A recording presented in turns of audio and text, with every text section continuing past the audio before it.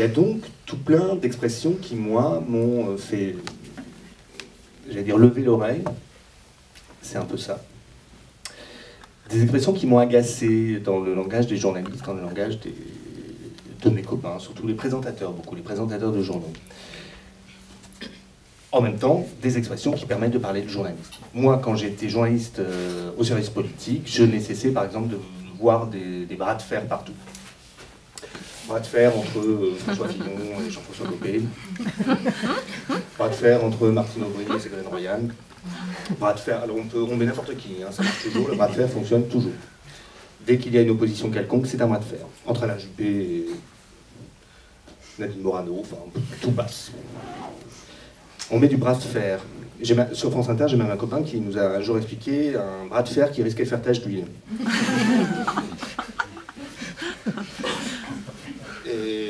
Mais en fait, on comprend. C'est ça qui est bizarre. C'était le bras de fer des cheminots, c'était au moment de la réforme des retraites. Le bras de fer des cheminots pourrait bien faire tache d'huile. Et tout le monde, bah oui, oui, bien sûr. La tache d'huile. Il y a le bras de fer. Voilà, tout le monde monte au créneau aussi.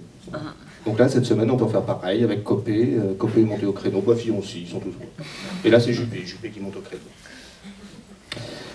Tout le monde essaie de reprendre la main. Tout le monde va au chevet. Les politiques, ils vont souvent au chevet des choses aussi. Et puis, je me suis aperçu après qu'il y avait non seulement d'éthique journalistique, mais aussi d'éthique du langage courant, qui était véhiculé par les médias, le langage des jeunes notamment, puisque tout le monde veut parler comme les jeunes. Donc tout le monde dit qu'il hallucine, tout le monde dit que c'est clair, et tout le monde dit que du bonheur, comme Christine tout à l'heure. On peut d'ailleurs commencer par que du bonheur, qui n'est pas une phrase journalistique en l'occurrence, mais qui est une phrase qu'on ne cesse d'entendre dans les médias. Et moi, j'ai appelé cette maladie-là le happypisme.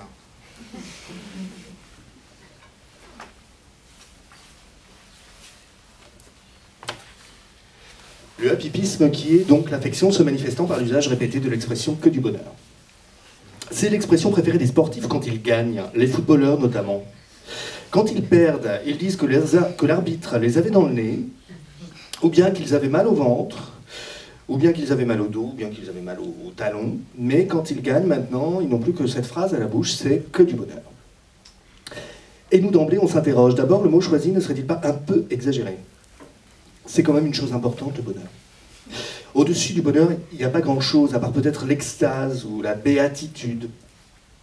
Et puis, n'est-ce réellement que du bonheur, ce que ressentent les sportifs qui gagnent? N'est-ce pas aussi de la joie, voire une certaine fierté? Après tout, les footballeurs qui remportent un match sont certainement joyeux et fiers du travail accompli. Ils pourraient parfaitement dire c'est que de la joie, ou c'est que de la fierté. Crottés et transpirants comme ils sont, c'est mieux si je ne perds pas les pages.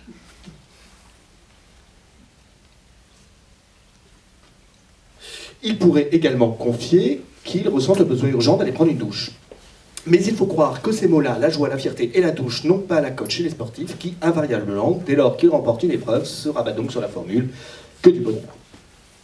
Une expression qui, du point de vue de la grammaire, n'est d'ailleurs pas très correcte. On devrait dire « ça n'est que du bonheur ». Mais quand on est heureux, au diable la grammaire, comme quand ma voisine parle de son caniche abricot. C'est que de l'amour, ces petites bêtes-là. Dit-elle alors que son affreux bibi montre les dents dès que j'approche. Un jour, il m'a même chiqué le mollet. Drôle de conception de l'amour. Et drôle de conception du bonheur, si l'on considère à quel point l'expression est aujourd'hui passée dans le langage courant.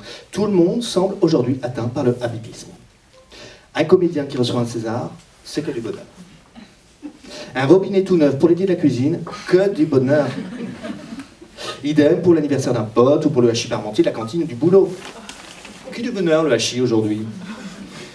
Contrairement à ce que pensent certains, la France serait ainsi le paradis sur Terre, n'importe quel moment sympa donnant lieu désormais à des que du bonheur.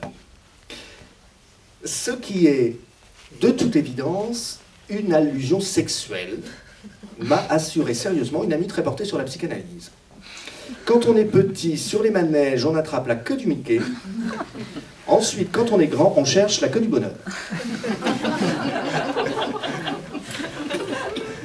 Une expression séduisante, mais qui peut sembler néanmoins quelque peu hasardeuse. À bien y réfléchir, il apparaît que l'expression est plutôt une illustration de la méthode Coué.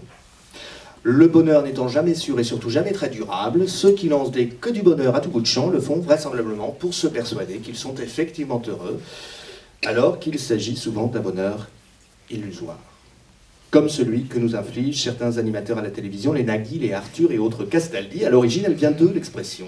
Eux qui osent affirmer devant un public consterné mais contraint d'applaudir. Ce soir, nous recevons Jean-Luc Lahaye, Jean-Marie Bigard, Love Amour et Régine, en somme que du bonheur.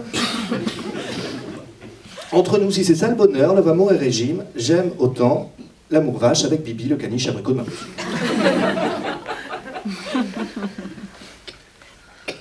Ce sont des...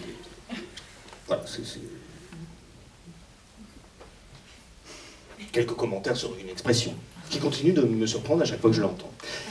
Petite précision, les personnes affectées par le happypisme sont souvent touchées aussi par la vénérole. On parle alors de vénérabilisme. Donc chapitre vénérole.